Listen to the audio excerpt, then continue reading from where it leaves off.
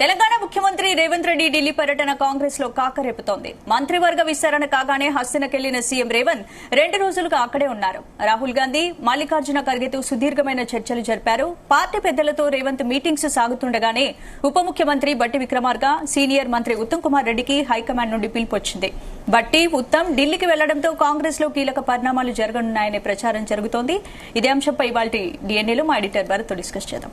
భరత్, అసలు ఢిల్లీలో ఏం జరుగుతుందంటారు? 2 రోజులుగా సీఎం రేవంత్ రెడ్డి ఢిల్లీలో మకామేశారు. ఇప్పుడు తాజాగా ఉత్తమ్ కుమార్ రెడ్డి, బట్టి విక్రమార్క కూడా ఢిల్లీ నుంచి పిలుపు వచ్చింది కదా, అసలు ఏం జరుగుతుంది? సో ఆదివారం మంత్రివర్గ విస్తరణ జరిగింది. 2 రోజులైంది, ఇంకా శాఖల కేటాయింపు లేదు. అంటే జనరల్ గా ఏంటంటే ఇప్పుడు మంత్రివర్గ విస్తరణ అయిన తర్వాత ఆ రోజు రాత్రి నెక్స్ట్ డేనో అనౌన్స్ చేస్తారు. కానీ ఇది కాంగ్రెస్ పార్టీ, వేరే పార్టీలు కాదు కదా. ఇమీడియట్ గా శాఖల అలొకేషన్ జరగాలి. కానీ 2 days గా జరగట్లేదంటే ఒకటి మాత్రం మనకు క్లియర్ గా కనిపిస్తుంది. అదేంటంటే ఫస్ట్ థింగ్ ఏంటంటే రేవంత్ రెడ్డి దగ్గర ఉన్న శాఖలు మాత్రమే కొత్త మంత్రులకు ఇస్తారు, 3 మంత్రులకు ఇస్తారు అని మొదలు అనుకున్నారు. కానీ ఇప్పుడు జరుగుతున్న తతంగం చూస్తే పాత మంత్రుల శాఖలు కూడా పునర్వ్యవస్థీకరణ ఉంటాయి. రేవంత్ రెడ్డి దగ్గర పాత శాఖలు ఏమేమి ఉన్నాయి? హోమ్ మినిస్ట్రీ ఉంది, తర్వాత లా మినిస్ట్రీ ఉంది, ఎడ్యుకేషన్ ఉంది, మున్సిపల్ అడ్మినిస్ట్రేషన్ ఉంది, తర్వాత ఇంకా ఇంపార్టెంట్ శాఖలు సోషల్ వెల్ఫేర్ ఉంది, మైనారిటీ వెల్ఫేర్ ఉంది, లేబర్ అంటే కార్మిక శాఖ ఉంది, పశు సంవర్ధక శాఖ ఉంది, కమర్షియల్ ట్యాక్సెస్ ఉంది. ఇటువంటి చాలా శాఖలు రేవంత్ రెడ్డి దగ్గర ఉన్నాయి. సో ఆ శాఖల్లోంచే తీసి 3 మంత్రులకు ఇస్తా అనుకున్నారు. అంటే ఇప్పుడు మన ఉమ్మడి రాష్ట్రం ఉన్నప్పుడు 44 మంది మంత్రులు ఉండేవాళ్ళు ఆంధ్రప్రదేశ్లో. తెలంగాణ వచ్చేసరికి అది 18 మంది మాత్రమే పెట్టుకోవాల్సిన పరిస్థితి. 18 మందిలో 12 మంది ఉన్నారు, మొన్న 3 తీసుకున్నారు, 15 మంది అయినారు. సో 15 మంది అయినప్పుడు ఇప్పుడు ఈ 12 మంది మాత్రమే ఇప్పుడు ఉన్నారు. ఈ 12 మంది కాకుండా మిగతా చాలా శాఖలు పెండింగ్ లో ఉన్నాయి. ఈ శాఖల్ని డిస్ట్రిబ్యూట్ చేస్తే హోంశాఖ ఎవరికి ఇస్తారు, విద్యాశాఖ, ఎందుకంటే విద్యాశాఖ ఖచ్చితంగా మంత్రి ఉండాలి, ఇబ్బంది అవుతుంది ఆల్రెడీ. సోషల్ వెల్ఫేర్ శాఖకు మంత్రి ఉండకపోతే గురుకులాలకు సంబంధించి ఎటువంటి ఇబ్బంది ఎదురవుతుందో మనం చూస్తాం. కాంగ్రెస్ పార్టీ బ్లేమ్ కూడా ఎదుర్కొంది. కాబట్టి వాటిని ఖచ్చితంగా భర్తీ చేస్తారు, విద్య గానీ, సోషల్ వెల్ఫేర్ గానీ, ఇవి గానీ. అయితే ముఖ్యమంత్రి అర్బన్ డెవలప్మెంట్ మినిస్ట్రీ తన దగ్గరే ఉంచుకోవాలనుకుంటారు. అంటే మన దగ్గర అర్బన్ డెవలప్మెంట్, మున్సిపల్ అడ్మినిస్ట్రేషన్ అని అంటారు. సో మున్సిపల్ అడ్మినిస్ట్రేషన్ మంత్రిని రేవంత్ రెడ్డి ఖచ్చితంగా దాన్ని 2 విధాలుగా డివైడ్ చేయాలనుకుంటారు. ఒకటి హైదరాబాద్ చుట్టుపక్కల ఉన్న అర్బన్ ఏరియా ఒకటి, మిగతా రూరల్ మున్సిపాలిటీ ఒకటి. హైదరాబాద్ చుట్టుపక్కల ఉన్న మున్సిపాలిటీలో 4th సిటీ ఆయన ప్రతిష్టాత్మకంగా తీసుకున్నారు. మెట్రోను 2nd phase మెట్రోను ప్రతిష్టాత్మకంగా తీసుకున్నారు. సో హెచ్ఎండిఏ పరిధి, జిహెచ్ఎంసీ పరిధిలో ఉన్న వాటన్నిటిని ఆయన ప్రతిష్టాత్మకంగా తీసుకుని దాన్ని తన దగ్గరే ఉంచుకొని మిగతా మున్సిపల్ అడ్మినిస్ట్రేషన్ వేరే వాళ్ళకి ఇద్దాం. 4th సిటీ ఏదైతే ఫ్యూచర్ సిటీ అంటున్నారో దాన్ని తన దగ్గరే ఉంచుకోవాలన్నది ఆయన ఉద్దేశం. సో ఇక మిగిలింది హోంశాఖ, తర్వాత ఎడ్యుకేషన్, సోషల్ వెల్ఫేర్, తర్వాత కమర్షియల్ ట్యాక్సెస్, ఇవన్నీ కూడా ఈ 3కి ఇచ్చేయచ్చు. ఇంకా 3 కూడా ఖాళీ ఉన్నాయి. సో మొత్తానికి అందుకోసమే పెద్ద కసరత్తు జరుగుతుంది. ఉత్తమ్ భట్టిని కూడా అందుకనే పిలిచారు. ప్రస్తుతం మనతో పాటు పిసిసి అధ్యక్షులు మహేష్ కుమార్ గౌడ్ గారు ఫోన్ లైన్ లో సిద్ధంగా ఉన్నారు. మహేష్ కుమార్ గౌడ్ గారు, ఫస్ట్ ఆఫ్ ఆల్ అభినందనలు మీకు. మీరు పిసిసి చీఫ్ అయిన తర్వాత 1 మంత్రివర్గంలో కొంత సామాజిక న్యాయం కనబడింది. 2వది నిన్న పిసిసి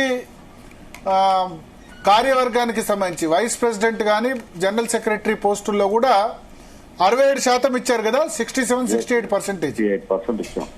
ఓకే, వైస్ ప్రెసిడెంట్ లో 67, జనరల్ సెక్రటరీలో కూడా 67%. Okay, so first of all congratulations. Thank you Bharat గారు, థ్యాంక్ యూ వెరీ మచ్. ఎట్లా సాధ్యమైంది కాంగ్రెస్ పార్టీలో మంత్రివర్గంలో? జనరల్ గా ఇంతకుముందు సందర్భాల్లో జరగలే కదా. ఇప్పుడు అప్పటికిప్పటికి పరిస్థితులు మారినాయి. దేశంలో గాని, మన రాష్ట్రంలో గాని ఎస్సీ, ఎస్టీ, బీసీ మైనారిటీలు ఎన్లైటన్ అయ్యారు. మా వాటా మాకు కావాలని అడిగే స్థాయికి ఎదిగినారు. దానికి తోడుగా రాహుల్ గాంధీ గారు భారత్ జోడో యాత్ర సమయంలో ఈ దేశాన్ని సమూలంగా చదవగలిగినారు. చదివిన తర్వాత వారికి అర్థమైనటువంటి అంశాన్ని వారొక మెసేజ్ రూపంలో బయట తీసుకొచ్చినారు. కుల సర్వే, ఈ దేశంలో ఎవరు ఎంత జనాభా ఎంత నిష్పత్తి ప్రకారం ఉంటే వారికి అన్ని ప్రభుత్వ ఫలాలు అందాలి అనేటువంటి ఒక నినాదం, అదొక ఉద్యమంగా జరిగింది. ఆ నినాదాన్ని వాస్తవ రూపంగా తీసుకొచ్చింది తెలంగాణ ప్రభుత్వం, రాష్ట్ర ముఖ్యమంత్రి రేవంత్ రెడ్డి గారు. రేవంత్ రెడ్డి గారు ఒక రెడ్డి అయి ఉండి కూడా రాహుల్ గాంధీ గారి యొక్క ఆకాంక్షని, ఆ కళని నెరవేర్చగలిగింది. కుల సర్వే చేసి ఈ రాష్ట్రంలో ఎవరు ఎంత శాతం ఉన్నారు, ఏ కులం ఎంత శాతం ఉన్నదో చెప్పగలిగినారు. దాంతో పాటు 42% రిజర్వేషన్ లోకల్ బాడీస్ లో గాని విద్యా ఉపాధిలో గాని చట్టం చేయగలిగినారు. సో ఇవాళ పరిస్థితులు మారినాయి. కుల సమీకరణలు అనేది పెద్ద ఎత్తున చర్చలో ఉంది కాబట్టి ఎవరి స్థానాలు వారికి ఇవ్వాలనే ఉద్దేశంతో కాంగ్రెస్ నుంచి మొదలైంది. కాంగ్రెస్ పార్టీలో సముచిత స్థానం ఎస్టీ, ఎస్టీ, బీసీ, మైనారిటీకి ఇస్తారని నమ్మకం కలిగే విధంగా మొన్న జరిగినటువంటి కేబినెట్ విస్తరణ గాని, మా కమిటీ కూర్పు గాని, ఇవన్నీ కూడా అట్టడుగున్నటువంటి బలైన వర్గాలకి తేలికగా ఉంటుంది కాంగ్రెస్ పార్టీ. అది చేసి చూపించినాం. కేబినెట్ లో కావచ్చు, నిన్న జరిగిన పిసిసి కూర్పులో కావచ్చు. సో ప్రజలు ముఖ్యంగా ఈ వర్గాలు కాంగ్రెస్ వైపు చూస్తా ఉన్నాయి. కాంగ్రెస్ పార్టీ అయితేనే అన్ని మతాలకి, అన్ని ప్రాంతాలకి సమతుల్యం, సమన్యాయం చేయగలుగుతుందని ఒక ఆశ ప్రజల్లో ఉంది. ఆ ప్రజలు మా వైపు చూస్తా ఉన్నారు. ఆ వాస్తవాన్ని నిజం చేసే దశగా మంత్రివర్గం గాని తీర్చుకూర్పుగా జరిగింది. సార్, అయితే ఒకటి మంత్రివర్గం సంబంధించి 15 మంది ఉన్నారు, కానీ బీసీలు ఇప్పుడు 3 ఉన్నారు, అంటే 20% మాత్రమే. ఎస్, నేను అంగీకరిస్తా, ఎస్సీలు 4 ఉన్నారు, మంచి రిప్రజెంటేషన్ ఉంది. కానీ బీసీలకు మీరు 42% అన్నారు, 15 మందిలో 3 అంటే 20% కదా. 2 బీసీలకి రావాలని కోరుతా ఉంటే హైకమాండ్ ఒప్పుకుంది కూడా. కానీ ఇటీవల జరిగిన కొత్త డెవలప్మెంట్, ఈ మాదిగ సమాజం, మాలా మాదిగలో 2 ఎస్టీకి పోయినాయి. వాస్తవంగా 2 బీసీకి రావాలి, 2 ఎస్సీకి పోయినాయి. కమిటీలో సంతిక్షం. ఇంకా మిగతా అతర కార్పొరేషన్స్ కానీ, బోర్డ్స్ కానీ, వాటిల్లో కూడా ప్రయత్నం చేస్తాం. విప్పులు ఖాళీ అని విప్పులు కూడా బీసీని అడ్డు చేసే ప్రయత్నం చేస్తాం. ఇటొచ్చి కాంగ్రెస్ వల్లే ఇది సాధ్యమవుతుంది, ఆ దశగా ప్రయత్నాలు జరుగుతా ఉన్నాయి. ఓకే, సో అంటే మంత్రివర్గంలో కాకుండా మిగతా ఇంకా 3 ఖాళీ ఉన్నాయి కదా, ఆ ఖాళీలో కూడా బీసీలకు వచ్చే ప్రయత్నం చేస్తాం. 3 ఖాళీలు ఉన్నాయి, ఇంకా చాలా. అది ఇప్పట్లో అయితే టేకప్ చేయరు, ఇంకా 6 నెలలు, సంవత్సరం అయితే ఈజీగా పడుతుంది. వీలైనంత త్వరగా చేయాలనేదే మా ఆలోచన, మా రిక్వెస్ట్ కూడా హైకమాండ్ కి. చూద్దాం ఎప్పుడు. కానీ ఎందుకు ఆగేశారు? 3 మొత్తం 6 కంప్లీట్ చేయకుండా ఓన్లీ 3 మాత్రం ఎందుకు ఫిల్అప్ చేశారు? ప్రస్తుత పరిస్థితులు 3 ఫిల్అప్ చేశారు. ఇంకా మీకు తెలుసు కదా, ఇప్పుడు కేబినెట్ లో బర్తులు ఇంకా 3 ఉంటే దాదాపు 7-8 మంది ఆశావాళ్ళు ఉన్నారు. అందరూ కూడా సమర్థులే. కుల సమీకరణ వల్ల కొందరికి అవకాశాలు రాకుండా పోయినాయి. అది ఇంకొంత ఎక్సర్సైజ్ చేయాల్సిన అవసరం ఉంది. కొద్ది కసరత్తు చేసిన తర్వాత మిగతా 3 కూడా భర్తీ చేసే అవకాశం ఉంది. సరే, ఇప్పుడు కాంగ్రెస్ కి అనాదిగా అండగా ఉంటూ వస్తుంది రెడ్డి సామాజిక వర్గం. వాళ్ళు హట్ అయినట్టున్నారు, మొన్న ఎమ్మెల్సీలో 1 ఇవ్వలేదు, ఇక్కడ కేబినెట్ లో కూడా 1 ఇవ్వలేదని.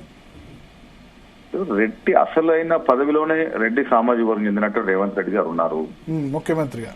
అది ముఖ్యమంత్రి కదా, అత్యున్నతమైనటువంటి స్థానం అది రాష్ట్రంలో. ఆ స్థానంలో ఆ వ్యక్తి ఉన్నారు కాబట్టి మిగతా స్థానంలో కొంత మిగతా వాళ్ళని సర్దుపోయేటటువంటి ప్రయత్నం చేస్తా ఉంది ఏఎస్పీ. బట్ అట్లా ఇప్పుడు జగన్ కూడా అట్లే అనుకుని తక్కువ మందికి ఇవ్వడం వల్ల అక్కడ నెగటివ్ అయింది కదా ఆంధ్రప్రదేశ్ లో. సమాజంలో అన్ని కులాలు, అన్ని మతాల వారు వారి రిప్రజెంటేషన్ కావాలని కోరుకునే తరుణంలో వీలైనంత వరకు కసరత్తు చేసి అన్ని వర్గాల్ని సంతృప్తిపరిచే విధంగా ప్రయత్నం చేస్తా ఉన్నాము. ఇంకా కొంత మీరు అన్నట్టు కొంత అగ్రవనాలు కూడా చేయాల్సిన అవసరం ఉంది. ఆ దశ కూడా ప్రయత్నం జరుగుతా ఉంది. అంటే వాళ్ళు ఏమంటారంటే కేసీఆర్ కేబినెట్ లో 6 రెడ్డిలు ఉన్నారు, కాంగ్రెస్ పార్టీ మాది కదా, మేము మొదటి నుంచి ఉన్నాం కదా, కొంత మాకు అన్యాయం జరిగిందని వాళ్ళు సోషల్ మీడియాలో వాటిలో. కేసీఆర్ హయాంలో ముఖ్యమంత్రి కేసీఆర్ ఉన్నారు, రెడ్డి ముఖ్యమంత్రి లేరు. అవును, వెల్మల్ 4, రెడ్లు 6 ఉండే. వాళ్ళు ఇప్పుడు వాళ్ళు రీజనల్ పార్టీ, ఏమి చేసినా నడిచింది వాళ్ళకి. అడిగే నాకు లేకుండా పోయినాడు కాబట్టి ఫైనల్ గా వారికి వారిని పంపించినారు. మాది జాతీయ పార్టీ కాబట్టి అన్ని కోణాల నుంచి అన్ని విషయాలు లోతుగా పరిశీలించి అందరికి న్యాయం చేసే దశగా ప్రయత్నం జరుగుతా ఉంది. భవిష్యత్తులో రెడ్లు గాని, ఎస్సీలు గాని, బీసీలు గాని అందరూ కూడా సముచిత స్థానం దొరికే విధంగా ప్రయత్నాలు ఉంటాయి. సార్, బీసీలో ఒకటి మేజర్ సామాజిక వర్గం మున్నూరు కాపు. ఎస్. మున్నూరు కాపులో గతంలో పిసిసి ప్రెసిడెంట్స్ చాలా మంది ఉండే. కేకే కాంగ్రెస్ పార్టీ మున్నూరు కాపులు అంటే మున్నూరు కాపు అంటే కాంగ్రెస్ పార్టీ ఉండే. కేకే గాని, వి హనుమంతరావు, డి శ్రీనివాస్, పొన్నా లక్ష్మయ్య, ఇంతమందికి ఇచ్చిన వాళ్ళు ఇప్పుడు వాళ్ళ మంత్రివర్గంలో ఫస్ట్ మున్నూరు కాపు రిప్రజెంటేషన్ లేని మంత్రివర్గం ఈ తెలంగాణ ఏర్పడినప్పటి నుంచి అని చెప్పి సోషల్ మీడియాలో ప్రతిస్పందన వ్యక్తమవుతుంది. ఎట్లా దాన్ని అడ్రస్ చేస్తారు? చూసా ఒక్కొక్కసారి ఒక్కొక్కరికి అవకాశాలు వస్తాయి. ఇప్పుడు కన్సిక్యూటివ్ గా 5 మున్నూరు కాపులు పీస్ ప్రెసిడెంట్ అయ్యారు. ఇప్పుడు వేరే కులాలు అడిగినాయి వాళ్ళకే ఇస్తా ఉన్నారంట. ఒక్కొక్కసారి ఒక్కొక్కరికి అవకాశాలు కొంత మెండుగా వస్తాయి, కొంత వస్తాయి. భవిష్యత్తులో ఆ వెళ్తే కూడా పూర్తి చేసే ప్రయత్నం చేస్తాం. ఇప్పుడు మీరు మంత్రివర్గ విస్తరణ జరిగిన తర్వాత దాదాపు పెద్ద ప్రతిఘటన లేకుండా ఆపగలిగారు. ఎందుకంటే నార్మల్ గా కాంగ్రెస్ లో మంత్రివర్గ విస్తరణ అంటే రచరచ్చ బయట ప్రెస్ మీట్లు పెట్టి పార్టీని తిట్టడం. ఇంతవరకు అయితే ఎవరు ప్రెస్ మీట్ పెట్టలేదు, తిట్టలేదు. ఆ విషయంలో సక్సెస్ఫుల్ అయినారు, అభినందిస్తున్నా మిమ్మల్ని నేను. అయితే కొద్దిమంది ఇప్పుడు ఫోన్లు స్విచ్ ఆఫ్, రాజగోపాల్ రెడ్డి గాయపోయారు, కనబడతలేరు, 3 రోజులుగా అజ్ఞాతంలో ఉన్నారు. ఎట్లా ఆయన ఎట్లా? రాజగోపాల్ రెడ్డి గారికి ఎలక్షన్ ముందే కమిట్మెంట్ ఉంది, వాళ్ళు మంత్రివర్గంలో తీసుకుంటామన్నటువంటి కమిట్మెంట్ ఆనాటి పరిస్థితులు ఇవ్వడం జరిగింది. వారికి గట్టిగా అడుగుతా ఉన్నారు.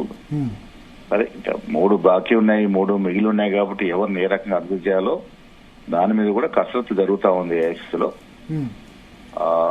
ఇప్పుడు రంగారెడ్డి, హైదరాబాద్ ను దాదాపుగా 40% జనాభా ఉంటారు. ఇక్కడ కూడా ఒక మంత్రివర్గంలో పార్టీ లేకపోవడం పట్ల కూడా వారు కొంత నిరుత్సాహంగా ఉన్నారు. ఇవన్నీ కూడా సహేతుకునేటువంటి కోరికలే. మనం ఎట్లా ఛేదించాలనే దాని మీద కసరత్తు జరుగుతా ఉంది. కొద్ది రోజుల్లో దీనికి తెరపడుతుంది. అంటే రాజగోపాల్ రెడ్డితో మీరు మాట్లాడే ప్రయత్నం చేశారా? మీనాక్షి గారు స్వయంగా పోయారు. మీనాక్షి గారు పోయారు, వివేక్ గారు పోయారు, మాట్లాడినారు. రాజగోపాల్ రెడ్డితో మీనాక్షి గారు వాళ్ళ ఇంటికి వెళ్ళి మాట్లాడినారు. ప్రేమ్ సాగర్ వద్ద నేను మీనాక్షి గారు పోయాము, సుదర్శన్ రెడ్డి గారికి నేను, మీనాక్షి, వేం నరేందర్ రెడ్డి గారు, పొన్నం కలిపి పోయాము, మల్రెడ్డి రంగారెడ్డి గారు, పొన్నం, నేను పోయాము. వచ్చాం వీలైనంత వరకు వాళ్ళతో మాట్లాడే ప్రయత్నం చేశాం. వాళ్ళు కూడా డిసిప్లిన్డ్ కాంగ్రెస్ కార్యకర్తలు కాబట్టి పరిస్థితిని అర్థం చేసుకుంటా ఉన్నారు. వీలైనంత త్వరలో దీన్ని ఒక్క నిమిషం స్టూడియోలో మీ జిల్లాకి సంబంధించిన ఆర్మూర్ ఎమ్మెల్యే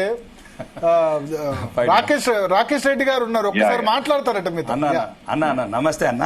నమస్కారం రాకేష్ అన్న. అంటే ఇప్పుడు రాజగోపాల్ రెడ్డి అంటే ఒక చిన్న నవ్వొస్తుంది. ఎందుకంటే ఇవి రెడ్డిలకు ముఖ్యమంత్రి పదవి ఉన్నది కాబట్టి ముఖ్యమంత్రి పదవి ఏమైనా మారుస్తారా రేవంత్ రెడ్డిని తీసి రాజగోపాల్ రెడ్డి? ఎందుకంటే మంత్రులు అయితే బీసీలు వాళ్ళకే ఇస్తున్నారు ఒకటి. రెండోది ప్రాంతాలు కూడా ఇప్పుడు నిజామాబాద్ లాంటి జిల్లాలన్నా ఓకే, మీరు చూసిందంటే చాలా అదొక కాంగ్రెస్ అంతర్గత ఇష్యూస్, కానీ జిల్లాలను మొత్తం నిర్లక్ష్యం చేయడం కూడా కరెక్ట్ కాదనేది నా వ్యక్తిగత అభిప్రాయము. అంటే అడిగే వాళ్ళు అంటే కొద్దిగా మీరు గమనించాల్సింది. దశగానే మాట్లాడుతున్నప్పుడు హైదరాబాద్, రంగారెడ్డి, నిజామాబాద్ 40% జనాభా ఉంటారు. ఇక్కడ ప్రార్థన ఉండాల్సిన అవసరం ఉంది. నిజామాబాద్ విషయం కూడా మనం తీవ్రంగా ప్రయత్నం చేసినప్పటికీ అవకాశం రాలే. ఏది ఏమైనా ఇంకా కాబట్టి నిజామాబాద్ కి ఇప్పుడు మహేష్ గౌడ్ మంత్రి అంటున్నారు. పదవి కూడా కేసీసీ పదవి కూడా ప్రముఖమైన పదవే కాబట్టి నిజామాబాద్ జిల్లాకు ఉంది. అది ఉన్నంత మాత్రం మంత్రి రాకూడదని ఏమి లేదు, మంత్రి కూడా రావాల్సిన అవసరం ఉన్నది. అంటే ప్రోటోకాల్ లేని మంత్రి మహేష్ గౌడ్ ఉన్న పార్టీ పరంగా అత్యంత స్థానమైన మంత్రి వర్గంలో కూడా స్థానం రావాల్సిన అవసరం ఉన్నది. భవిష్యత్తులో ఇవన్నీ కూడా సర్ది చేసుకునే ప్రయత్నం చేస్తాము. ఒక్కటి మాత్రం వాస్తవం, మనం పెన్నట్టు లేని విధంగా కింద జాతుల వారికి న్యాయం చేసే దశగా కాంగ్రెస్ అడుగులు వేసింది. కొంతమేర సక్సెస్ కొంతమేర సక్సెస్ అవ్వగలిగిన ఆ వర్గాలు సంతృప్తిగా ఉన్నాయి కాంగ్రెస్ పార్టీ. మహేష్ కుమార్ గారు, ఇప్పుడు అత్యంత కీలకమైన హోంశాఖ చుట్టే రాజకీయం జరుగుతోంది. మరి సీఎం రేవంత్ రెడ్డి హోంశాఖ ఎవరికి కేటాయించే అవకాశం ఉందను? పోర్ట్ఫోలియో అలొకేషన్ అనేది ప్యూర్లీ సీఎం డిస్క్రిప్షన్. అది ముఖ్యమంత్రి గారు వారి పరిస్థితులను బట్టి వారు ఎవరికి శాఖలు కేటాయిస్తారో వారికే పూర్ణ అధికారం. అయినప్పుడు కూడా మరి ప్రజాస్వామ్య పార్టీ కాబట్టి కొంత సమాలోచన ఢిల్లీ జరుగుతా ఉంది. ఢిల్లీ ఇచ్చే సలహాలు కూడా ముఖ్యమంత్రి గారు తీసుకుంటా ఉన్నారు. ఆయన రేపు కొలికొచ్చే అవకాశం. అయితే బీసీలకు కొంచెం ఇంపార్టెంట్ పోర్ట్ఫోలియో ఇవ్వలేదు అన్న ఇది ఉంది కదా అసంతృప్తి. ఇప్పుడు సమతుల్యం పార్టీతో ప్రజలతో చర్చలు జరుపుతా ఉంటాయి. రేపటి వరకు క్లారిటీ వచ్చే అవకాశం ఉంది. రేపటి వరకు మంత్రివర్గం. అయితే బట్టి ఉత్తమ్ ను పిలిచారు, ఏదో జరగబోతోంది, మొత్తం రీషఫల్ ఆ రేవంత్ రెడ్డి దగ్గర ఉన్న శాఖలే కాకుండా ఇప్పుడు ఆల్రెడీ ఉన్న శాఖలు కూడా మారుస్తారు అంటారు. చూడాలి మరి ముఖ్యమంత్రి గారి ఆలోచన ఏ రకంగా ఉందో ఒకసారి వేచి చూడాలి. పోర్ట్ఫోలియోస్ అలొకేషన్ అనేది పూర్తిగా ముఖ్యమంత్రి గారి ఆధీనంలో ఉండేటువంటి ప్రక్రియ అది. అయితే ఒకటి ఇప్పుడు సార్ పోర్ట్ఫోలియోస్ కూడా గతంలో ఎట్లా ఉండదంటే ఇప్పుడు లాస్ట్ కొద్ది రోజులుగా రాజశేఖర రెడ్డి ఉన్నప్పుడు మహిళ సబితా ఇందారెడ్డికి ఇచ్చారు. అక్కడ జగన్ కూడా ఎస్సీ లేడీకి ఇచ్చిన సందర్భం. ఇప్పుడు చంద్రబాబు కూడా ఎస్సీ లేడీ, అట్లా బ్యాలెన్స్ చేశారు ఒక విధంగా. ఆంధ్ర ఉన్నప్పుడు తెలంగాణ అట్లా ఉండే అవకాశం ఉందా? బ్యాలెన్స్ సామాజిక ముఖ్యమంత్రి గారు మధ్యలో ఏ ఆలోచన ఉందో వారే చెప్పగలుగుతున్నారు. ఈ పోర్ట్ఫోలియో అలొకేషన్ లో పీసీ అధ్యక్షుడు నేను కూడా ఇన్వాల్వ్ కాదలుచుకోలేదు. ఓకే, అది వారి ముఖ్యమంత్రి గారి ఆధీనంలో ఉండే అంశం అది. Okay okay. అయితే ఒకటి ఇక్కడ పిసిసి వైస్ ప్రెసిడెంట్ గానీ జనరల్ సెక్రటరీలో మోస్ట్లీ ఎక్కువ పాత పార్టీ ఉన్న వాళ్ళకి ఇచ్చారు కదా ప్రయారిటీ ఎక్కువ కాలం. అంటే ఏళ్ల తరబడి పార్టీకి పనిచేసిన వాళ్ళకి ప్రయారిటీ. కొత్త వాళ్ళు కూడా కొంచెం ఎంకరేజ్ చేయాలి కాబట్టి ఒక 10 నుంచి 15% కొత్త వాళ్ళకు అవకాశం ఇచ్చాము. ఏళ్ల తరబడి ఎన్ఎస్ఏ, యూత్ కాంగ్రెస్, మహిళా కాంగ్రెస్, సేవాదల్లో పనిచేసిన వ్యక్తులు, మండల స్థాయిలో జిల్లా స్థాయిలో సేవలందించిన వ్యక్తులకి వాళ్ళ తీసుకునే అవకాశం.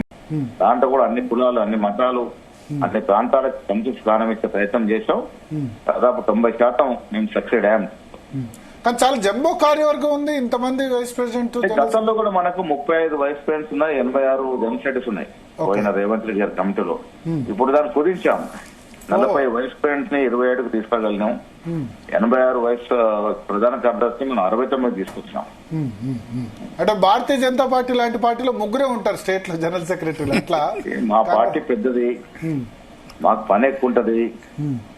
వాళ్ళ మతం పేరిట రాజకీయాలు తప్ప వాళ్ళు క్షేత్రస్థాయిలో చేసేది ఏమి ఉండదు. ఓకే, సో మాకు పని ఎక్కువ ఉంటది కాబట్టి ఎక్కువ మంది ప్రధాన కార్యదర్శి అవసరం ఉంది మాకు. అయితే వర్కింగ్ ప్రెసిడెంట్లు ఆగిపోయినాయి సార్.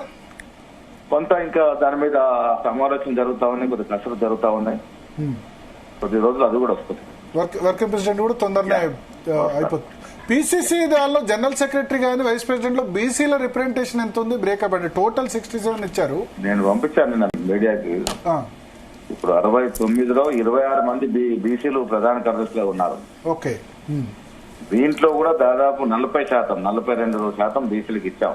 ఓకే, అన్ని కలుపుకొని ఎస్సీ, ఎస్టీ, బీసీ, మైనార్టీ కలుపుకొని వైస్ ప్రెసిడెంట్ 67% ఇచ్చాము. ప్రధాన కార్యదర్శులు 68% ఇచ్చాము. ఇంత పెద్ద కసరత్తు గతంలో ఎప్పుడు జరగలేదు, ఇంత పెద్ద రిప్రజెంటేషన్. అందుకని నేను ఫస్ట్ మీ ఫోన్ కలిపినప్పుడే మనస్ఫూర్తిగా అభినందిస్తున్నా. మీరు వచ్చిన తర్వాత 2 సాధ్యమో కూడా నేను అధ్యక్షుడు తెల్లారి నా ప్రమాణ స్వీకారం చేసేటప్పుడు చెప్పాను, నేను నా కమిటీలో అందరికీ సముచిత స్థానం ఉంటుందని. ఆ దట్టగానే చేయగలిగినాం. కానీ ఇప్పుడు ఓకే, ఇప్పుడు కర్ణాటకలో ఇదే పంచాయతీ నడుస్తుంది. మళ్ళా ఇవాళ క్యాస్ట్ సెన్సెస్ అక్కడ మళ్ళా చేయమని చెప్పారు. ఇక్కడ అక్కడ అగ్రవర్ణాలు ఆబ్జెక్ట్ చేస్తున్నాయి, లింగాయతులు గాని వక్కలిగాలు గాని. ఇక్కడ అటువంటి పరిస్థితి రాకుండా ఎట్లా చూస్తారు? ఇక్కడ రేవంత్ రెడ్డి గారు చిత్తశుద్ధితో చేయగలిగినారు, మొండిగా చేయగలిగినాడు కాబట్టి సాధ్యమైంది. ఇక్కడ కూడా వ్యతిరేకత వచ్చింది, కొంత ఇబ్బంది ఉన్నప్పటికీ కూడా ఆయన ఒక అకుంఠిత దీక్షతో చేయగలిగినాడు కాబట్టి సక్సెస్ఫుల్ గా చేయగలిగాం. అయితే మీరు కూడా రాహుల్ గాంధీకి ప్రజెంటేషన్ ఇచ్చారు మొన్న, రాహుల్ గాంధీ గారు లేకపోతే మిగతా ఏఐసీసీ నేతలు క్యాస్ట్ సెన్సస్ గురించి. సో అప్పుడు అక్కడ ఏం అభిప్రాయం వ్యక్తమైంది? అక్కడ కూడా చాలా మంది దేశవ్యాప్తంగా జరగాలని. తెలంగాణ కదా రోల్ మోడల్ గా మారింది, ఒక దిక్సూచిగా మారింది. అసలు కుల సర్వేలు ఏంటి అన్నటువంటి రాజ్నాథ్ సింగ్ గాని, నడ్డా గాని, ఇక ఇంకెవరు మన నాగ్పూర్ మినిస్టర్ వాళ్ళన్న మాటలు పక్కన పెట్టి మోడీ గారే స్వయంగా కుల సర్వేకి ఆదేశించినారంటే తెలంగాణ రోల్ మోడల్. తెలంగాణలో జరిగిన పరిణామాలు దృష్టిలో పెట్టుకుని వారు కూడా ఒక మెట్టు దిగి కుల సర్వే పూనుకున్నారంటే ఇది మా విజయం. ఇది కాంగ్రెస్ పార్టీ ఇప్పటికే అంటారు ఇంకా తక్కువ చూపించారు, కొన్ని సామాజిక వర్గాలు లెక్క తక్కువ చూపించారు అంటారు. చేయలేదు, దీక్షతో అకుంఠిత దీక్షతో చేసి చూపించగలిగినాం. ఇంతకన్నా గొప్ప శాస్త్రీయబద్ధంగా సర్వేలు ఎక్కడ జరగబోవు కూడా. ఓకే, ఓకే, పర్ఫెక్ట్ గా సర్వే జరిగింది. ఓకే, సో ఇక అడ్మినిస్ట్రేషన్ మీద కాన్సన్ట్రేషన్ ఉంటుందా? ఇక 100% ఉన్నది. ఎట్లా నడుస్తుంది ప్రభుత్వం ముందుకి? ఇంత ఆర్థిక నిర్బంధం ఉండి 7.5 లక్షల కోట్లకు అప్పు వడ్డీలు కట్టుకుంటూ రాష్ట్రాన్ని ముందుకు తీసుకెళ్తున్నాం అంటే అడ్మినిస్ట్రేషన్ స్కిల్స్ ఉంటేనే కదా. అంటే ఎలక్షన్స్ అన్న ఆపేశారు ఇప్పుడు సంవత్సరంన్నర నుంచి. ఏ ఎలక్షన్ ఆపడానికి కారణం కుల సర్వే అయిపోయింది కదా, తీసుకురా రిజర్వేషన్ తీసుకుని ఇప్పుడు అవుతుంది. ఎలక్షన్ త్వరలోనే అవుతాయి, పంచాయతీ ఎలక్షన్స్ ఇమీడియట్ గా పెట్టేసి అన్ని త్వరలోనే అవుతాయి. ఇంకొక ఇంపార్టెంట్ డెవలప్మెంట్, రేపు కేసీఆర్ అటెండ్ కాబోతున్నారు కాళేశ్వరం కమిషన్ ముందు. మమ్మల్ని ఆయన కక్ష సాధింపు చేస్తున్నారు అని వాళ్ళు అంటున్నారు. సరే, ప్రతి వాడు మాట్లాడే మాటే అది. కాళేశ్వరంలో అవినీతి జరిగిందని ఈ రాష్ట్ర ప్రజలు, మెజారిటీ ప్రజలు నమ్మినారు కాబట్టి అధికార మార్పిడి జరిగింది. మేము పదే చెప్పాం దీంట్లో అవినీతి జరిగిందని. ప్రాజెక్టు కూలిపోతా ఉన్నాయి. 3-4 ఏళ్లకి ప్రాజెక్టులు బీటలు వారినాయంటే ఎంత లోపభూయిష్టంగా కట్టాలో అర్థమవుతా ఉంది. అవినీతి జరిగింది. రేపు వరకు ఆ వాంగ్మూలం మీద ఆధారపడి కమిషన్ నిర్ణయం ప్రకటిస్తుంది. నిర్ణయం ప్రకటించిన తర్వాత చర్యలు. Right sir, thank you Mahesh Goud గారు, జీ తెలుగు న్యూస్ కోసం మీ సమయం కేటాయించినందుకు. ఎస్ రాకేష్ రెడ్డి గారు చెప్పండి, ఏంటి మంత్రివర్గ విస్తరణ మీద బీజేపీ రియాక్షన్ ఏంటి? మంత్రివర్గ విస్తరణ అనేది వాళ్ళ అంతర్గత వ్యవహారం. ముఖ్యంగా ఏదైతే స్వీయ పరిపాలన కోరుకున్న తెలంగాణలో మళ్ళీ పక్షపాత ధోరణి అనేది మంచిది కాదు. ఇప్పుడు కాంగ్రెస్ మొత్తానికి మొత్తం ఉత్తర తెలంగాణ మీద పగబట్టింది. ఖమ్మం లాంటి జిల్లాలో 3 మంత్రి పదవులు ఇవ్వటం, మహబూబ్ నగర్ లాంటి జిల్లాల్లో 3 మంత్రి పదవులు ఇవ్వటం. అంటే మహబూబ్ నగర్ వాళ్ళు కలిసి కరీంనగర్లో కూడా 3 ఇచ్చారు. ఎవరండి? కరీంనగర్లో కూడా 3 ఇచ్చారు. ఆదిలాబాద్ ఎక్కడైతే బీజేపీ గెలిచింది, ఎక్కడైతే ధర్మం నిలిచింది, ఎక్కడైతే కాషాయాన్ని ఇష్టపడ్డారు, ఒకటి ఇచ్చారు. ఆదిలాబాద్ వివేక్ చెన్నూరు అది వేరే జిల్లాకి వెళ్ళిపోయింది. ఇప్పుడు మా ఉమ్మడి జిల్లా నిజామాబాద్ అయితే మన మహబూబ్ నగర్ వాళ్ళు కలిసి మన్ను పోసినారు మా నిజామాబాద్ జిల్లాలో. 2 సంవత్సరాలు అవుతుంది, ఇంతవరకు నిధులు లేవు, ఎటువంటి డెవలప్మెంట్ లేదు. అంటే ఏ స్వయం పరిపాలన అయితే కోరుకున్నామో తెలంగాణలో, అంటే ఉమ్మడి రంగారెడ్డి కావచ్చు, హైదరాబాద్ కావచ్చు, వీళ్ళ రాజకీయ బేరసారాలకు, లేకపోతే లొంగిపోయే రాజకీయాలకు, భయపడే రాజకీయాలకు ఈరోజు రాష్ట్రంలో ఒక సమతుల్యం లేని మంత్రివర్గాన్ని ఏర్పాటు చేశారు. ఓకే, రెడ్డిలా అనేది మేము ఆ ఇష్యూలోకి పోవట్లేదు. రెడ్డి ముఖ్యమంత్రి అయితే సామాజిక న్యాయం జరిగిన మంత్రివర్గం లేదంటే ముగ్గురు బీసీలు మీరు చెప్పండి కదా, 42%. ఇప్పుడు దీనికి ఆద్యులమే మేము. సెంట్రల్ గవర్నమెంట్ లో నరేంద్ర మోడీ గారి ప్రభుత్వంలో సుమారు 70% ఎస్సీ ఎస్టీ బీసీలు ఉన్నారు. ఎక్కడున్నారు అలా? దీనికి ఆద్యం పోసిందే మేము. రాహుల్ గాంధీ మొన్న తిరిగిండు తోడో యాత్ర, అది తోడో యాత్ర తిరిగాడు కానీ అది జోడించలేకపోయింది. ఆయన రాహుల్ గాంధీ గారు చెప్పారు, ఇప్పుడు అన్నగారు అనేది బాగుండదు. కానీ నేను అనేది దేశానికి ఈరోజు బీసీలకు, ఎస్సీలకు, ఎస్టీలకు, కొరియన్ లాంటి మైనారిటీలకు, సిక్ మంత్రులకు ఏదైనా దేశంలో ప్రాధాన్యత ఇచ్చినామంటే మేమే. నిజామాబాద్ తో పాటు నిజామాబాద్, హైదరాబాద్, రంగారెడ్డి జిల్లా కూడా ప్రాతినిధ్యం లేదు. రెండోది, ఇప్పటికే అంటే మేము చూస్తున్నాం కదా, ఒక శాసనసభ్యుడిగా చెప్తున్నాను, 18 నెలల నుంచి ఎటువంటి అభివృద్ధి లేదు. ఎందుకంటే మాకు మంత్రివర్గం స్థానమే లేదు. ఇప్పుడు రాష్ట్రం విడిపోయిందే అది పీసీసీకి ప్రభుత్వానికి సంబంధం అండి. పీసీసీ పార్టీ వ్యవహారం. భరత్ గారు, పీసీసీ అనేది పార్టీ వాళ్ళ అంతర్గత వ్యవహారం. మేము అది ఇప్పుడు శాసనసభ్యులకు ఎన్నికైనాము, ఈ రోజు ఒక రూల్ చేయాలి అడ్మినిస్ట్రేషన్ లో. ఇప్పుడు ఉదాహరణకు మంత్రివర్గ నిర్ణయాలు, ఆయన మొన్న ముఖ్యమంత్రి గారు అంటున్నారు గ్రీన్ ఛానల్లో 20,000 కోట్లు ఉండబోతాం అంటున్నారు, వైపు ఉన్నారు. మరి మా నిజామాబాద్ గురించి అడిగేవాడు ఒక్కడన్నా కావాలి కదా. ఇప్పుడు ప్రతి చోట మాకు అన్యాయం అయిపోతే ఈరోజు నల్గొండ మొన్న మీటింగ్ల మంత్రులు ఏది రివ్యూ పెట్టినా ఉత్తమ్ కుమార్ రెడ్డి గారు, కోమటిరెడ్డి గారు, ఆ రెడ్డి, ఈ రెడ్డి, నల్గొండ రెడ్డిలు, ఈ ఖమ్మమేమో వాళ్ళు ఎవడు పడితే వాడు దక్షిణ తెలంగాణ దోసుకపోతే ఏదైతే వివక్షకు లోనైన మన ఆంధ్రప్రదేశ్ లో అంటూ ఈ రోజు అలా కాంగ్రెస్ అదే చెప్తున్నాను, కాంగ్రెస్ స్వప్రయోజనాల గురించి. రేవంత్ రెడ్డి ఏమో ఉత్తర తెలంగాణ కేసీఆర్ హయాంలో ఉత్తర తెలంగాణ లేదు, మళ్ళీ అదే చెప్తున్నాం. రేవంత్ రెడ్డి కేసీఆర్ గారు చేసింది ఒకటి, గజ్వేల్ సిద్దిపేట 100% చెప్తున్నాను. మీరు ఇలా చేయకండి, ఇట్లా చేసే పచ్చని రాష్ట్రాన్ని విడగొట్టినరు. మళ్ళీ ఇట్లా పక్షపాత ధోరణి చూస్తే లేనిపోని ఉద్యమాలు వస్తాయి. రాజకీయ నిరుద్యోగులకు అవకాశం కల్పించకండి. 33 జిల్లాలను సమానంగా చూడండి. మంత్రివరం కావచ్చు, అభివృద్ధి కావచ్చు. నేను ఇప్పటికీ చీఫ్ సెక్రటరీ గారిని 4 సార్లు అడిగాను, ఏ జిల్లాకి ఎంత కేటాయించారు. మాకు ఆ జిల్లా ఈ జిల్లా 33 జిల్లాలను సమానంగా చూడమంటున్నాం. ఏదైనా ఉన్నది ఈరోజు క్లియర్ గా చెప్తున్నాను భరత్ గారు. ఇది తెలంగాణ సమాజం రికార్డింగ్ చేసుకోవాల్సిన విషయం ఉంది. నల్గొండ, మహబూబ్ నగర్, ఖమ్మం తప్ప 3 జిల్లాలకు తప్ప మిగతా 30 జిల్లాలకు 0.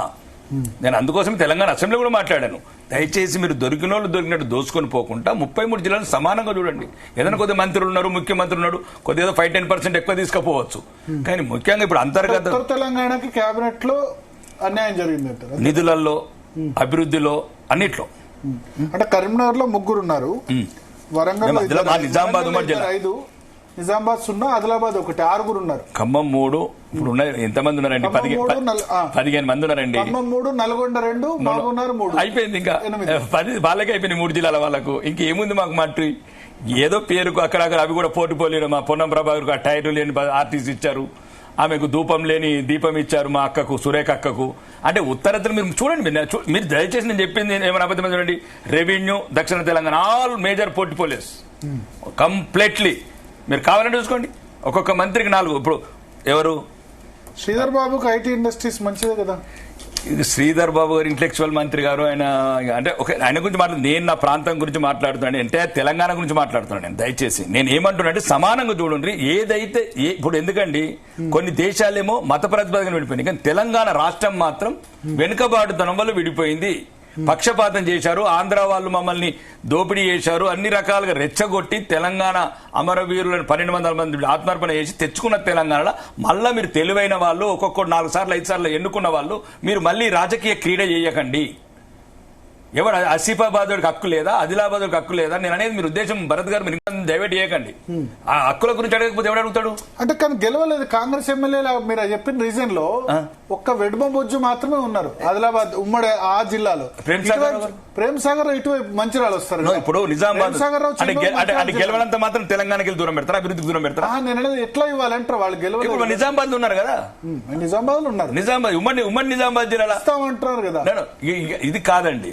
ఏదైతే మంత్రివర్గం సుదర్శన్ రెడ్డి, మదన్ మోహన్ రావు ఉన్నాడు, భూపతి రెడ్డి గారు ఉన్నారు, ఇంకా లేదంటే మా తాయిర్ బాయ్ ఉన్నాడు, మీరు మైనార్టీ కోట ఫుల్ చేయండి, షబీర్ బాయ్ ఉన్నాడు, ఏముందండి ఏంది ఎమ్మెల్సీ చేయండి. ఇప్పుడు ఖాళీ ఇవ్వాలనుకున్న ఏదైనా నేను అనేది ఒకటేనండి, మా ప్రాంతానికి 33 జిల్లాలను సమానంగా చూడమంటున్నాం. ఒకటి ఫస్ట్ పాయింట్, దయచేసి భరత్ గారు, ఇది మీరు ఈ రకంగా చరిత్రలో మనం కొన్నిసార్లు మనలాంటి వాళ్ళు ప్రశ్నిస్తేనే జరగబోయే విపరీత పరిణామాలను కంట్రోల్ చేయొచ్చు. అయితే 33 జిల్లాలంటే మంత్రి పదవులు 18 ఉంటాయి. మంత్రి పదవుల గురించి మాట్లాడుతుంది కొన్ని ఇంపార్టెంట్ పదవులు. ఉదాహరణకు ఆదిలాబాద్ ఒకటి మంచిగా ఇచ్చి, కరీంనగర్ ఒకటి మంచిగా ఇచ్చి, మొత్తం మీరు స్పోర్ట్ పదవులు చూడండి కదా. నేను చెప్పింది ఇరిగేషన్ కానీ, రెవెన్యూ కానీ, విద్యుత్ శాఖ కానీ, రూపశాఖ మంత్రి కానీ, ఉప ముఖ్యమంత్రి కానీ, విద్యుత్ శాఖ, ఆర్థిక శాఖ, రెవెన్యూ శాఖ, హౌసింగ్ శాఖ, వ్యవసాయ శాఖ, ఆర్ఎండ్బి శాఖ, ఇరిగేషన్. చెప్పండి ఒక్క దయచేసి నేను ఈ వేదికకు అడుగుతున్నాను, ఒక్క పోర్టుపల్లి ఉత్తర తెలంగాణకు వచ్చింది మనకి ఇంపార్టెంట్.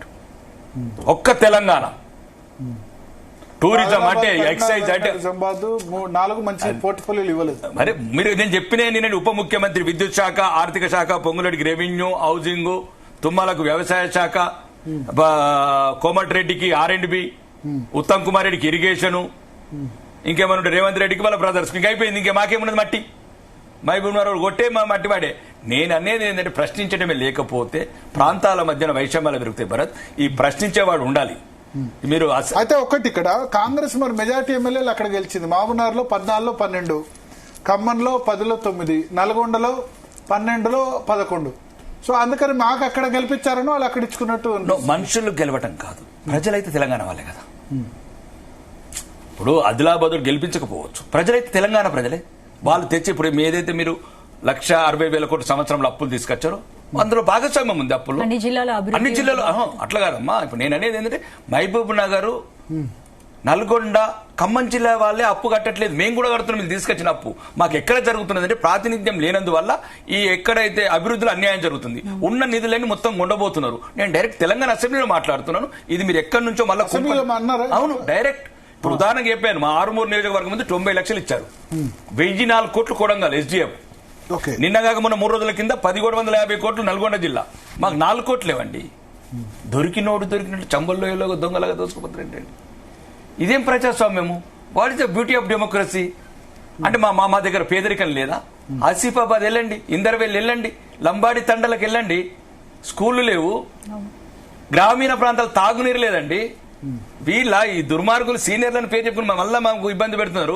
ఒకడేమో నిధులు నియామకాలు అన్నాడు, 15 ఏళ్ళు నాశనం చేసిన మా యువతని. ఉద్యోగం లేదు. 2013 నుంచి 2023 ఒక గ్రూప్ 1 ఉద్యోగం లేదు. ప్రవీణ్ నాయక్ లాంటి పిల్లలు ఉరిపెట్టుకున్నారు, బహిరంగంగా మీడియాలో చూపించుకుంటా సూసైడ్ చేస్తున్నారు. ప్రవళిక లాంటి అమ్మాయిలు సూసైడ్ చేస్తున్నారు, చిక్కడి పిల్ల. అందులో కలిస్తే మళ్ళీ వీళ్ళు. కాబట్టి మేము ఏం చెప్తున్నామంటే ఈ కాంగ్రెస్ అనేది ఒక దుర్మార్గమైన క్రీడ ఆడుతున్నది రాష్ట్రంలో. కులాల మధ్యన చిచ్చు పెట్టడం, మతాల మధ్యన చిచ్చుడు పెట్టడం, మైనార్టీలను రెచ్చగొట్టడం, మెజార్టీ ప్రజలను అవమానించడం, కళ్ళ ముందే ఆవులను కొట్టేది బాగా పాపడే పరిస్థితి లేదు మాది. మా గుళ్ళు ఈ రోజు మా మాధవుల దగ్గర వెళ్ళారు కలెక్టర్ దగ్గరికి. మా గుళ్ళో ఇల్లు కడుతున్నారు ముస్లింస్. ఎందుకు మీరు ఖండించట్లేదు? ఖండించే ఇప్పుడు ఉన్నదే ప్రభుత్వం ముస్లిం లీగ్, కాంగ్రెస్ అలియాస్ ముస్లిం లీగ్. సరే, అదే ఆ టాపిక్ వేరు.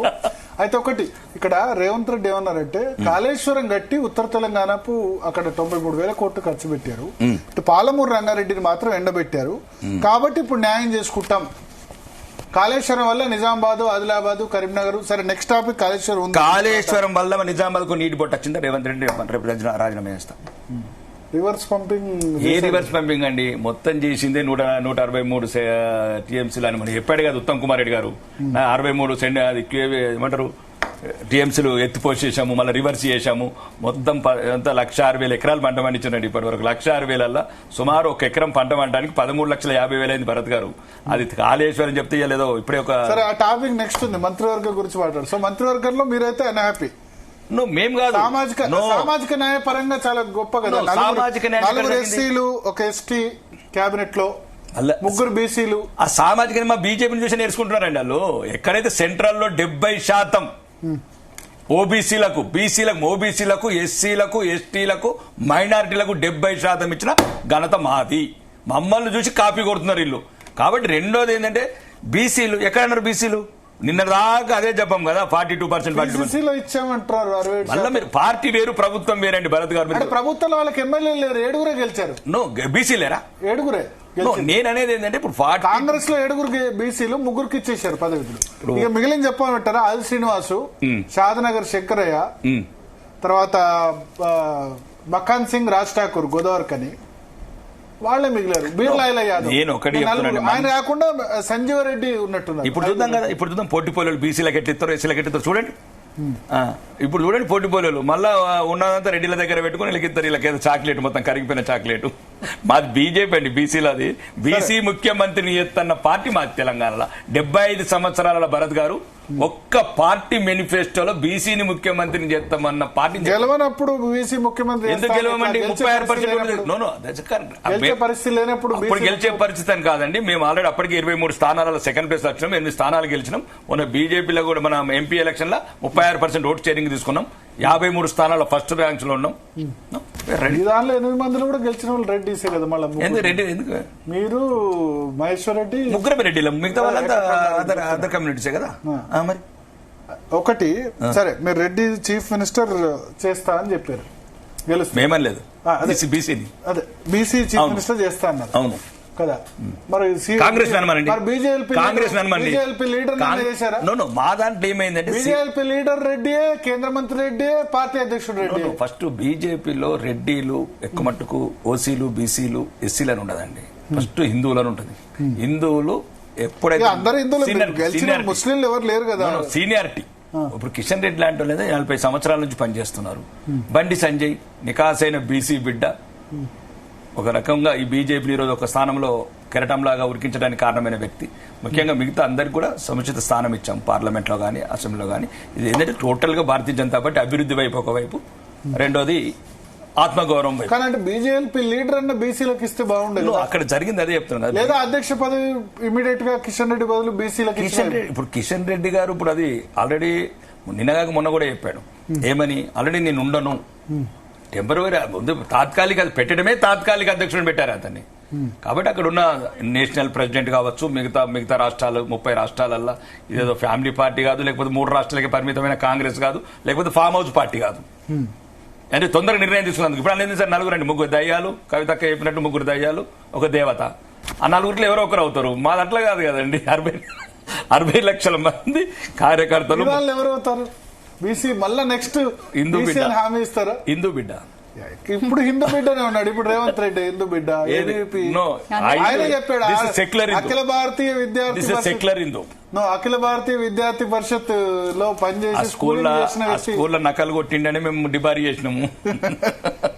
నకలు కొట్టే పార్టీ ఉన్నదని ఎనివో కాంగ్రెస్ పార్టీ అనేది ఒకటే చెప్తున్నామండి. మంత్రివర్గ కూర్పు అనేది వాళ్ళ అంతర్గతం. కానీ నేనేమంటున్నా అంటే మా లాంటి నిజామాబాద్ జిల్లా వెనుకబడ్డ జిల్లా అంటే ముఖ్యంగా అంటే వాళ్ళు ఎవరైనా చేసుకొని పాపం అనకూడదు అంటే నేను వేరే పార్టీ ఉండి అనకూడదు కానీ 75 ఏళ్ళ వృద్ధుని బాధ పెడితే ఏమవుతుందండి సుదర్శన్ రెడ్డిని?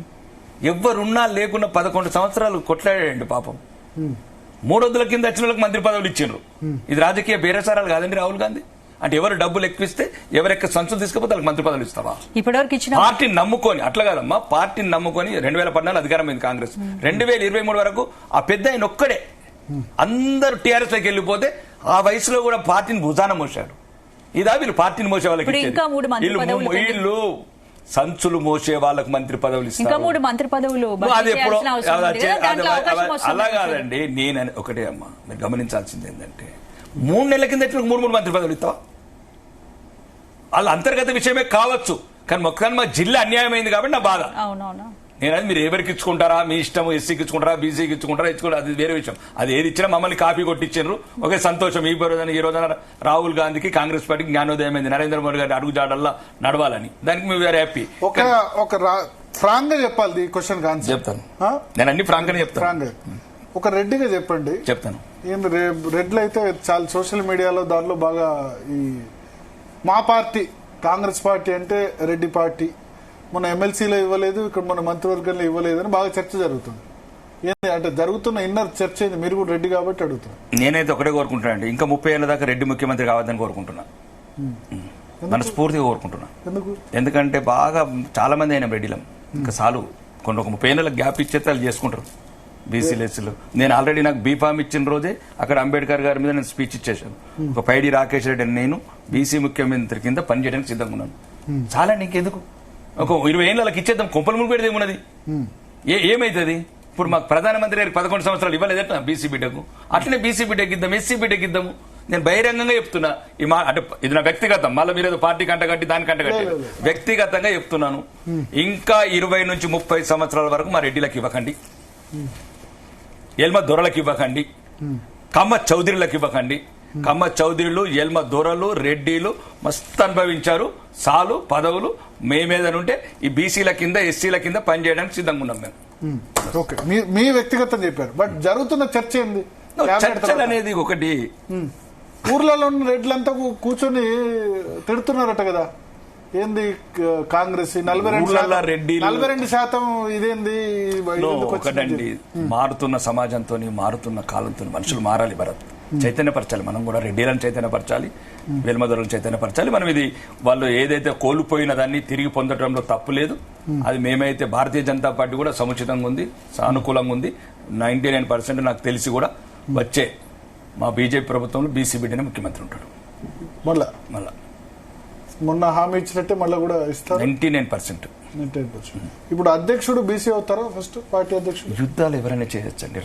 రాజాసనం మీద, సింహాసనం మీద బీసీ బిడ్డను కూర్చొని పెడతాం. యుద్ధం ఏమైతుంది? ఎవరు చేస్తే ఏమైతుంది? గెలిచిన తర్వాత బీసీ బిడ్డను పెడతాం. రాకేష్ రెడ్డి అడుగుతున్నట్టు కదా బీజేపీ స్టేట్ ప్రెసిడెంట్.